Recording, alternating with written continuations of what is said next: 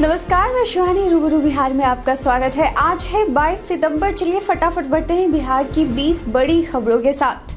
पटना सहित बिहार के 12 जिलों में बनाए जाएंगे औषधीय पौधों के पार्क। लोगों में आयुर्वेद के प्रति जागरूकता लाने के लिए बिहार सरकार का पर्यावरण, वन एवं जलवायु परिवर्तन विभाग औषधीय पार्क बनाएगा। इसके लिए स्थान का चयन हो चुका है। पार्क निर्माण 2 चरणों में संपन्न किया जाएगा। पहले चरण में पटना, मुजफ्फरपुर, रोहतास और जमुई में निर्माण कार्य होगा।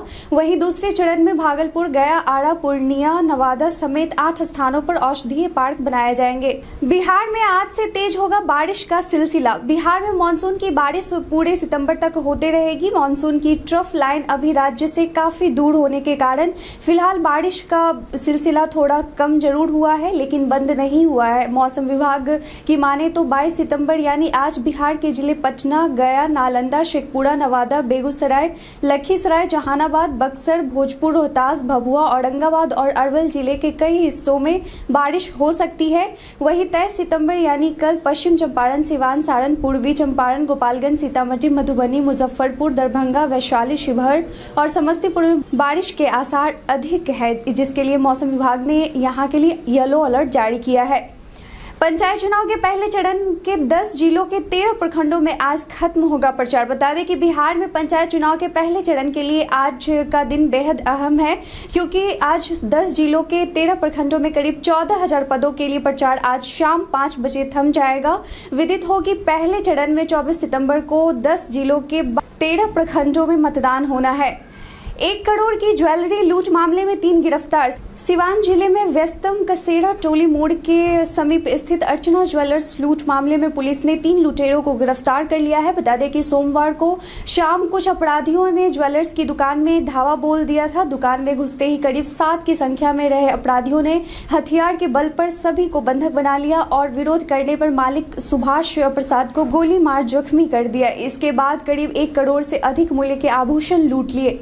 बालू खनन कंपनी आदित्य मल्टीकॉम ने बिहार सरकार को लगाया करोड़ों का चूना। बता दें कि सोन नदी में बालू खनन का ठेका लेने वाले आदित्य मल्टीकॉम कंपनी पर करोड़ों रुपए की बालू चोरी की प्राथमिकी दर्ज कराई गई है। खनन पदाधिकारी आजाद आलम के द्वारा कंपनी पर 22,47,700 घन फीट बालू चोरी के मामले में बाड़ून थाना में प्राथमिकी दर्ज कराई गई है। कंपनी पर 11,72,50,000 रुपए की सरकारी राजस्व की क्षति करने के मामले में यह प्राथमिकी दर्ज हुई है। बिहार के सभी जिले में दिसंबर तक तैयार हो जाएगा ऑटोमेटिक ड्राइविंग टेस्टिंग ट्रैक। राज्य में अब दिसंबर तक ऑटोमेटेड ड्राइविंग टेस्ट ट्रैक होगा। राजधानी पटना और औरंगाबाद के तर्ज पर राज्य के अन्य जिलों में स्वचालित टेस्टिंग ट्रैक का निर्माण होगा। इसके लिए राज्य के 20 बड़े जिलों को 75-75 लाख रुपए, जबकि छोटे जिलों को 50-50 लाख रुपए भेज दिए गए हैं।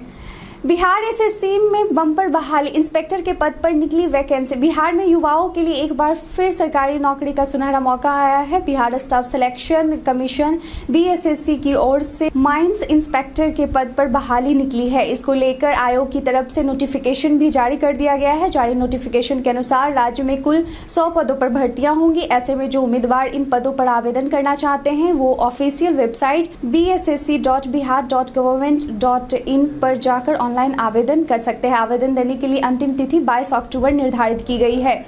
आरजेडी के लिए बीजेपी के प्रदेश अध्यक्ष संजय जायसवाल का बड़ा बयान। बता दें कि बीते दिन राष्ट्रीय जनता दल के 2 दिवसीय प्रशिक्षण शिविर की शुरुआत हुई। इस प्रशिक्षण शिविर को लेकर पार्टी जहां काफी उत्साहित और एकजुट नजर आई, वहीं विपक्ष उन पर हमलावर है। उनके प्रशिक्षण शिविर पर सवाल उठाते हुए बीजेपी के प्रदेश अध्यक्ष संजय जायसवाल ने पार्टी पर करारा हमला बोला है। उनका कहना है कि राजद तो शुरू से ही अपहरण और रंगदारी का प्रशिक्षण दे रही है, इस बार भी वही किया जाएगा।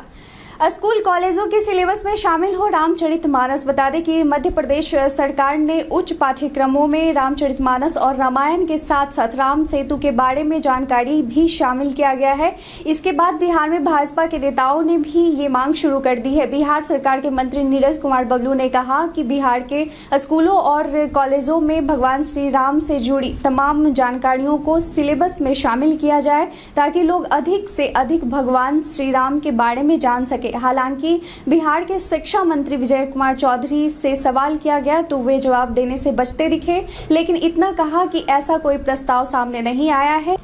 राजधानी पटना में इसी सप्ताह से मिलने लगेगा घरेलू गैस का कंपोजिट सिलेंडर। बता दें कि राजधानी में इंडियन ऑयल कॉरपोरेशन के ग्राहकों को इसी सप्ताह से कंपोजिट सिलेंडर मिलेगा। इसकी कॉमर्शियल लॉन्चिंग इसी सप्ताह होने वाली है। फिलहाल यह सिलेंडर चुनिंदा एजेंसी के पास 5 किलोग्राम और 10 किलोग्राम साइज में उपलब्ध है। 10 किलोग्राम सिलेंडर की कीमत 692 रुपये 50 पैसे है। इसके लिए ग्राहक को 3350 रुपये सिक्योरिटी मनी देनी होगी। वहीं 5 किलोग्राम सिलेंडर की कीमत 363 रुपये है। इसके लिए सिक्योरिटी मनी 2150 रुपये है। लेट फीस के साथ एक बार फिर मिलेगा डीएलएड रजिस्ट्रेशन का मौका। बता दें कि हालिया अपडेट के अनुसार Bihar school examination board DElEd 2020-2022 के लिए आवेदन विंडो को एक बार फिर एक्टिव करेगा। बीएसईबी डीएलएड एप्लीकेशन विंडो 22 सितंबर को खुलेगी। उम्मीदवार 24 सितंबर 2021 तक ऑनलाइन मोड में आवेदन कर सकते हैं। हालांकि इसके लिए उन्हें लेट फीस देनी होगी। उम्मीदवार 22 से 30 सितंबर 2021 के बीच एप्लीकेशन फीस का भुगतान कर सकते हैं। तेजस्वी के समर्थन में आए बिहार के शिक्षा मंत्री विजय कुमार चौधरी। राजद का 2 दिवसीय प्रशिक्षण सह सम्मान शिविर का आयोजन किया जा रहा है। इस बीच बिहार के शिक्षा मंत्री विजय कुमार चौधरी ने कहा है कि नेता प्रतिपक्ष तेजस्वी यादव सही कर रहे हैं। हालांकि इस बहाने उन्होंने इशारे में राजद के कार्यकर्ताओं को अशिक्षित भी बता दिया है। तंज कसते हुए मंत्री ने कहा कि राजद के कार्यकर्ताओं को प्रशिक्षण की जरूरत है, इसलिए तेजस्वी सही कर रहे हैं। जहां तक जदयू की बात है तो हमारे कार्यकर्ता पहले से ही प्रशिक्षित हैं। हमारे कार्यकर्ता निष्ठावान और समर्पित हैं, किसी भी चुनौती का सामना करने में सक्षम हैं। नवोदय विद्यालय के 9वीं में प्रवेश के लिए आवेदन आमंत्रित। देश के जवाहर नवोदय विद्यालय भी ग्रामीण प्रतिभाओं को तराशने में वर्षों से अपनी एक महत्वपूर्ण भूमिका निभा रहे हैं। इन विद्यालयों में पढ़ाई करने वाले स्टूडेंट हर साल जेईई मेन, जेईई एडवांस तथा नीट जैसी परीक्षाओं में भी बड़ी तादाद में अच्छी रैंक से पास होते हैं। बता दें कि जवाहर नवोदय विद्यालयों में सत्र 2022-23 के लिए 9वीं कक्षा में रिक्त सीटों पर प्रवेश के लिए ऑनलाइन आवेदन मांगा गया है। इच्छुक स्टूडेंट इसके लिए 31 अक्टूबर 2021 तक आवेदन कर सकते हैं। पंचायत चुनाव को लेकर सुरक्षा व्यवस्था के लिए भारत नेपाल के बीच अहम वार्ता। बता दें कि भारत नेपाल सीमा पर एसएसबी 48वीं वाहिनी अंतर्गत पिपरौन कैंप परिसर में पंचायत चुनाव को लेकर भारत और नेपाल के अधिकारियों की समन्वय बैठक हुई।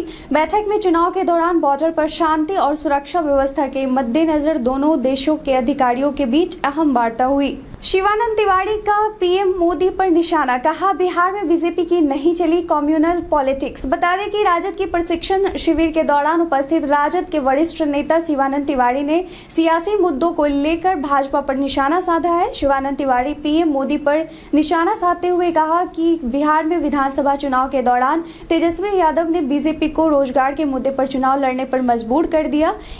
इसके साथ ही उन्होंने कहा कि बीजेपी हमेशा संप्रदाय के नाम पर चुनाव लड़ना चाहती है, जो कि ठीक नहीं है। अगले हफ्ते कई ट्रेनें रहेंगी रद्द। सिवान, छपरा, गोपालगंज के यात्री विशेष ध्यान दें। बता दें कि सोनपुर रेल मंडल के अंतर्गत चलने वाली कई ट्रेनें अगले सप्ताह स्थगित रहेगी। तकनीकी कारण से कुछ ट्रेनों का रास्ता बदल दिया गया है, तो कुछ ट्रेनों का निर्धारित अवधि में नहीं चलने का फैसला किया गया है। ऐसा रेलवे के वाराणसी मंडल के अंतर्गत औड़िहार डोभी रेलखंड की पैच डबलिंग कार्य की वजह से होगा। यह कार्य 27 सितंबर से 3 अक्टूबर तक होगा। सुशील मोदी ने राजद पर किया हमला। बता दें कि पूर्व उप मुख्यमंत्री सुशील कुमार मोदी राजद के 2 दिवसीय प्रशिक्षण शिविर पर तंज कसते हुए कहा कि राजद हुल्लड़बाजों की पार्टी है। राजद के लिए प्रशिक्षण शब्द का कोई मतलब नहीं है। राजद के वरिष्ठ नेता जगदानंद सिंह की बात करते हुए सुशील मोदी कहते हैं कि जगदानंद सिंह की बात पार्टी में मानता कौन है? लालू जी के बड़े बेटे ही उनकी बात नहीं मानते और अपमानित करते रहते हैं, तो ऐसे दल में कौन किसकी बात मानेगा? शिक्षा मंत्री ने की सिंगल विंडो सिस्टम वाले 3 ऑनलाइन पोर्टल की शुरुआत। कार्य में आएगी पारदर्शिता। बता दें कि बिहार की राजधानी पटना में शिक्षा मंत्री विजय कुमार चौधरी ने शिक्षा विभाग के उच्च शिक्षा निदेशालय से संबंधित 3 ऑनलाइन पोर्टल की शुरुआत कर दी है। इसके साथ ही उन्होंने इस पोर्टल से मिलने वाली सुविधाओं के बारे में भी जानकारी दी है। साथ ही बताया है कि पोर्टल विश्वविद्यालयों में शिक्षकोत्तर कर्मियों की नियुक्ति के लिए सूचना संग्रहण करने में भी सहायक होगा। 67वीं बीपीएससी में 103 और रिक्तियां। बता दें कि 67वीं बीपीएससी में डीएसपी और कई अन्य पदों की 103 रिक्तियां और शामिल होंगी। 1-2 दिनों में आयोग को इन रिक्तियों के मिल जाने की उम्मीद है। इसके बाद परीक्षा का विज्ञापन भी निकाल दिया जाएगा। नई रिक्तियों के आने के बाद इनकी कुल संख्या 606 हो जाएंगी। वर्तमान में यह 503 है, जिनमें एसडीएम के 88 और ग्रामीण विकास पदाधिकारी के 133 पद शामिल है। 103 पद जो आने वाले हैं उनमें बिहार पुलिस सेवा के अंतर्गत डीएसपी समेत 3-4 विभागों की रिक्तियां हैं।